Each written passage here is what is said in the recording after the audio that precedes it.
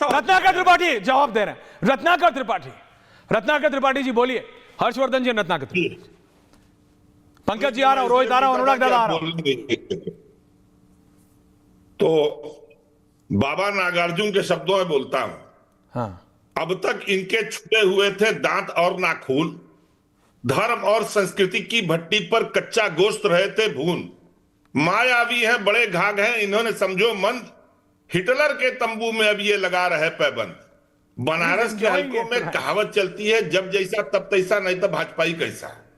क्या स्वर बदले हैं पार्टी टू पार्टी। हम माननीय हर्षवर्धन जी, पहली चीज बता दूं, 7 अगस्त 2020 को भाजपा के सांसद महेश जेठमलानी ने महेश बोबड़े चीफ जस्टिस वाली बेंच में, 3 आदमी की बेंच थी, एक नहीं था, आपका यही फार्मूला अपनाया था कि कांग्रेस और कम्युनिस्ट पार्टी के बीच में मेमोरेंडम ऑफ अंडरस्टैंडिंग हुआ है।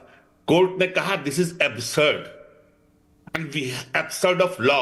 हम आपको पिटीशन वापस लेने की अनुमति दे सकते हैं, वापस ले लीजिए पिटीशन।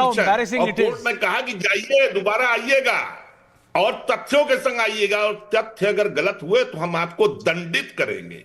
दोबारा ना हाईकोर्ट में पिटीशन हुई ना उसमें हुई, इसलिए ये बकवास छोड़ दीजिए हर्षवर्धन जी पूरी। और आप क्या बात करते हैं ऐश्वर्या जी, 7 अगस्त 2010 को कहना क्या चाहते हैं चाइना का एक डेलीगेशन, ये कहना चाह रहे हैं कि मेरा नेता ने साइन किया तो तुम्हारे नेता ने फोटो खिंचवाई। नहीं साइन किया। 7 अगस्त 2010 को साइन तो कर रहा है, अगला फोटो में दिख रहा है, but that is not the point. Chinese party का अब अरुण सिंह की आइडल राहुल गांधी हो गए क्या? अब विजय चौथाई वाला की आइडल राहुल गांधी हो गए क्या? बोल रहे हैं में गलत लाइन ले गए आज इनके पास।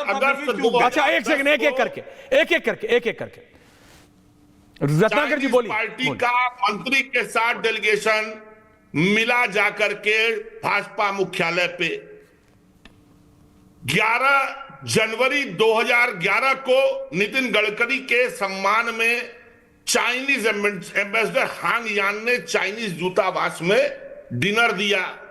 12 अगस्त को उसके जस्ट बाद भारतीय जनता पार्टी की रिलीज आई कि 20 जनवरी 12 जनवरी को आई। 20 जनवरी 2011 से 5 आदमी के साथ नितिन गडकरी जाएंगे। कहां जाएंगे? चाइनीज पार्टी, कम्युनिस्ट पार्टी में, कम्युनिस्ट पार्टी ऑफ चाइना के दफ्तर में। 20 से 25 जनवरी 2011 वो वहीं थे।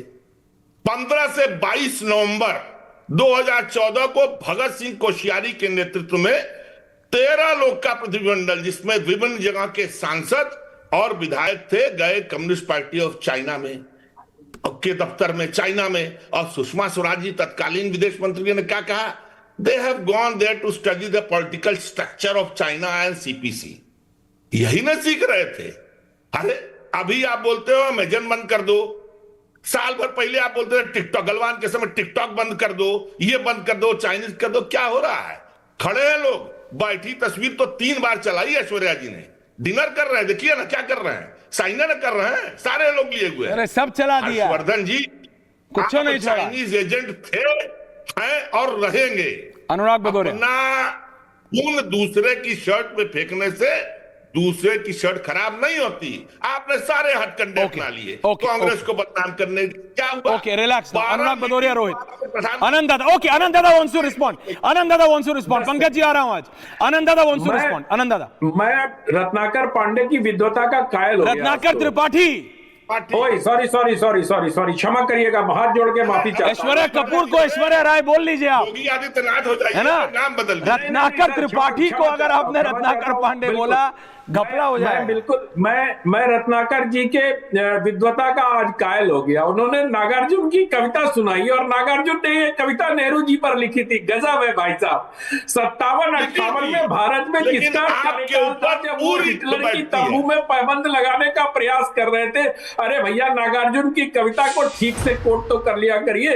मैं यही कहता हूँ, विद्वता काम आती है, लेकिन विद्वता का उपयोग सही समय पर करना अच्छा होता है। सर, सर्वकालिक होती है अनंत विजय जी, कविताएं सर्वकालिक होते हैं। बिल्कुल, आपकी बात से सर्वकालिक होती है। Okay, now relax. Okay, thank you. Anurag and Rohit, 1 versus 1। Anurag Bhadauria, floor is yours. आज मौका है आपके पास। पंकज दादा आ रहा हूं इसके बाद। अनुराग भदौरिया, देखिए अनुराग एंड रोहित, आपने अच्छा बोला कि भारतीय जनता पार्टी का मुंह बंद हो गया। मुंह ही नहीं बंद हुआ, उनका माइक बंद हो गया, वो आए नहीं डिबेट में।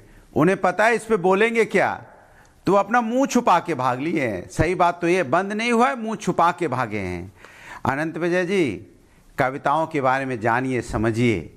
कविता समय के अनुसार हमेशा समय पे बोली जाती है।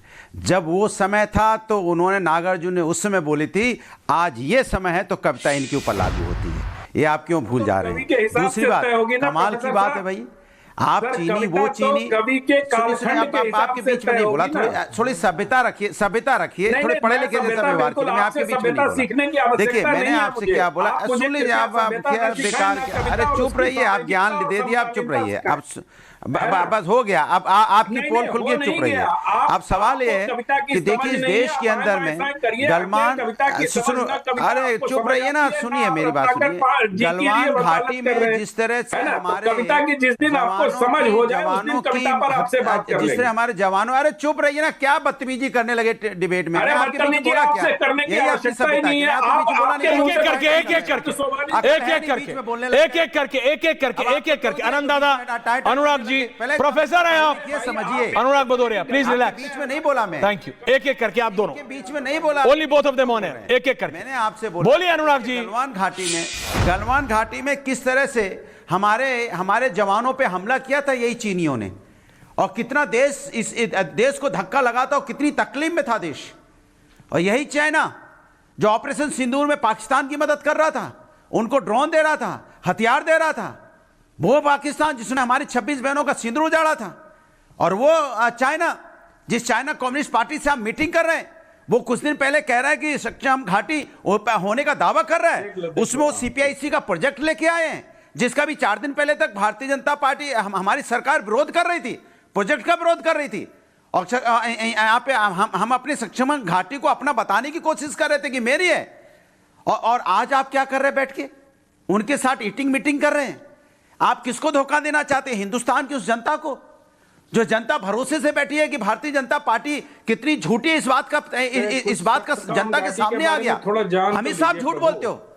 पाकिस्तान हम हमेशा कहते हैं चाइना हमारा दुश्मन नंबर 1 है, तब भी आप बीच में तब मानने को तैयार नहीं थे। आज आपने ऐप खोलने की भी बात कर दी है, कई ऐप भी आप खोलना चाहते हैं उस चाइना के खिलाफ, वो चाइना जो हमेशा हमारे देश के खिलाफ रहा है। एक आपको याद होगा 2019 में एक सांसद थे तवीर गोई, अरुणाचल प्रदेश से आते थे, उन्होंने पार्लियामेंट के सदन पे बोला था कि 50 से 60 किलोमीटर जमीन चाइना ने दबा ली है। और क्या वो उस बीजेपी के सांसद झूठ बोल रहे थे या सरकार उसमें झूठ बोल रही है? बता दे मुझे।